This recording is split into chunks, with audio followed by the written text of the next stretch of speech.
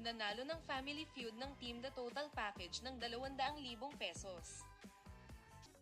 Family Feud, 5:35 p.m.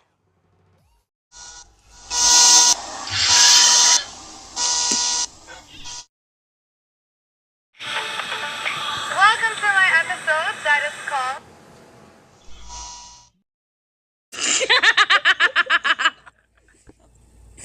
That's okay.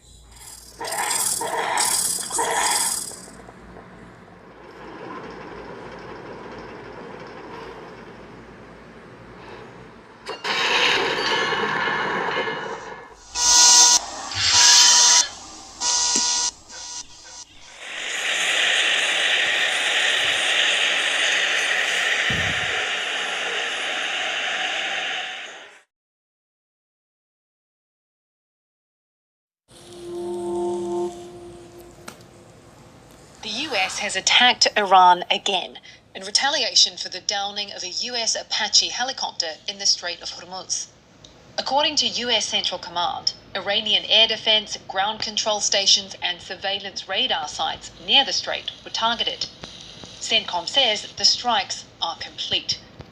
Iran's Revolutionary Guards say they've attacked a US base in Jordan, as well as 21 other targets in the Gulf in response. The 2 American Apache pilots are unharmed and were rescued by a sea drone.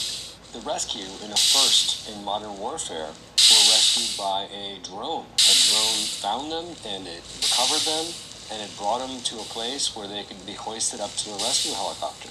Pentagon reporter Phil Stewart is covering the incident. What we also have right now is a demonstration that Iran, even after all of the bombings by the United States, is able to take down an Apache helicopter, in this case with a one-way attack drone. And it goes back to what Reuters has been reporting since March, which is that Iran maintains significant capability when it comes to drones, a significant capability when it comes to missiles. And should this war restart, we will see a lot more Iranian counterattacks, just like you saw Iranian missile strikes in the past week on Israel. But you could see a lot more Iranian capability brought to bear. As tensions rise at home, Iranian footballers preparing to play in the World Cup in the US have been dealt a blow. Iran's Soccer Federation says its allocation of World Cup tickets has been pulled just a day before the tournament kicks off. Each nation is meant to get a share of tickets so they can allocate them to their fans. Europe and Middle East sports editor Mitch Phillips says the move is unprecedented. It's a huge sporting disadvantage for one of the teams to not be allowed to have any fans in there, so it was a shocking development. FIFA have eventually said that they are talking to Iran to try to find a way around this, and it seems to be a US government issue, and there's some talk that it's to do with financial controls rather than visa issues or anything like that, but no one's saying clearly from the US government why this has happened. FIFA are being a bit vague, but they are saying they're trying to find a way through it. But unless anything changes, it means Iran won't have any support. So you'll have a big hole in the stadium where there should be 7,000 Iran fans.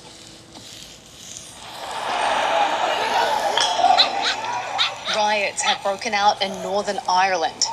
Hundreds of anti-immigrant protesters took to the streets in Belfast after police charged a Sudanese man with attempted murder over a knife attack that left one person with serious injuries. Masked youths set vehicles on fire and attacked homes.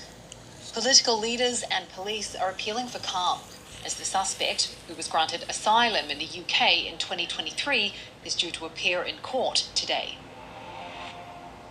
Over in Washington, a long-standing stalemate over funding for immigration enforcement is finally over. The Republican-controlled House has passed a $70 billion bill to fund ICE and Border Patrol right through to the end of President Donald Trump's second term. The bill now goes to President Trump for sign-off. Maine Democrats appear to have backed Graham Plattner for Senate, despite allegations about his past behavior.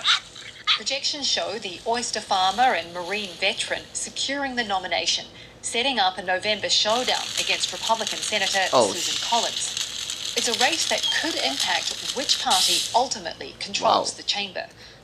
Plattner was accused of sending sexually explicit texts to multiple women outside his marriage and of having a Nazi-linked tattoo.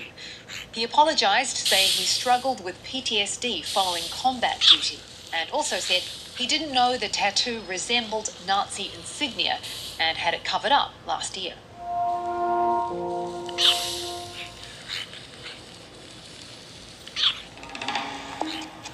Along a quiet stretch of the South Texas coast, Elon Musk's SpaceX is building something it calls Starbase, a launch hub for rockets heading to the moon and eventually Mars.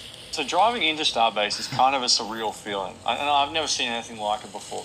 That's aerospace industry reporter David Jeans, who just got back from a reporting trip to the base. You come in and there's murals of Elon Musk. There's one sign that struck me. It said, Mars Embassy, future location. But David says while supporters say the project is transforming the region, bringing jobs and drawing tourists, nearby residents tell a different story. They say rocket launches are cracking their homes, and some are worried about the environmental impact. The split, he says, was more exposed following a recent accident.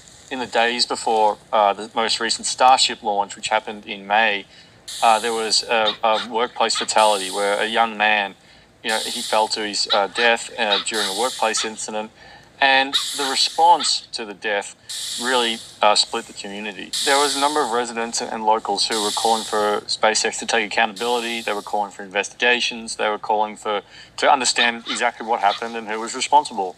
Yet on the other hand, there was a number of residents and people who were advocating for SpaceX and said, look, this isn't SpaceX's fault. There's a number of other factors here to be considered. And, this is effectively perhaps the cost of progress. David says Starbase has issued a statement about the incident, but no investigations have been announced. SpaceX hasn't commented on the death. From SpaceX to AI, and new polling which shows half of Americans are now worried that artificial intelligence could put them or someone in their household out of work. The Reuters Ipsos poll shows widespread angst at how widely the technology is being adopted. Data politics reporter Jason Lang has more. College-educated folks seem to have the most concerns that some jobs will just disappear. Not that folks without a degree don't have concerns, but the concerns are higher among college-educated folks. That said, when we ask people in the poll, how concerned are you, or are you concerned that you or your own household could lose your job, we find worries about that are really across the board by age, education. One slight difference is that when people are worried about their household losing a job, we find that Democrats are showing a bit more concern than Republicans. Cattle ranchers in Texas say the federal response to the discovery of screwworm, a flesh-eating parasite, is too slow. Since the first case was confirmed in a calf in Texas, it's now been found in a dog in New Mexico. Experts warn a widespread outbreak could be costly. Agriculture reporter Heather Schlitz headed to the Texas border region and found ranchers who say advice that they're being given to combat this often isn't feasible. Some of these ranchers, their ranches are over 10,000 acres and they have hundreds, if not thousands, of cattle. And the USDA said that the best way to prevent screwworm and to treat it early is to have hands in your animals or watch your animals every day. And a lot of these ranchers say that is just not feasible for them. Their ranches are covered in this thick, thorny brush that makes it very hard to find animals. And if you have an infested one, very, very difficult to rope it and then treat it. And this can be very costly in terms of medication expenses, potential death of livestock, and also just the cost of labor, which is very hard to find right now. The USDA is really trying to ramp up the production of sterile flies, which are male screwworm flies who are sterilized in a laboratory and then sent out to mate with wild females to produce sterile offspring. This is by far the best way to combat a larger screwworm infestation. But the biggest issue is that we don't have enough sterile flies to really combat this outbreak, and it takes a long time to build these fly production plants. Although there's one in Mexico that is supposed to come online at the end of June, experts say this still likely won't be enough to really contain this. And finally today, the collab you may or may not have been waiting for has ended without a single picture to show for it.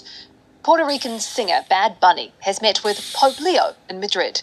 Their brief private meeting came as both are on tour in Spain. Both have also recently drawn the ire of President Trump, who accused the Pope of being weak on crime and who described Bad Bunny's Super Bowl halftime show as an affront to the greatness of America. No word, though, on what exactly the pair discussed. For more on any of the stories from today, check out Reuters.com or the Reuters app. Don't forget to follow us on your favourite podcast player. If you're listening on a smart speaker, just ask for the latest news from Reuters 7 days a week. We'll be back tomorrow with our daily headline show.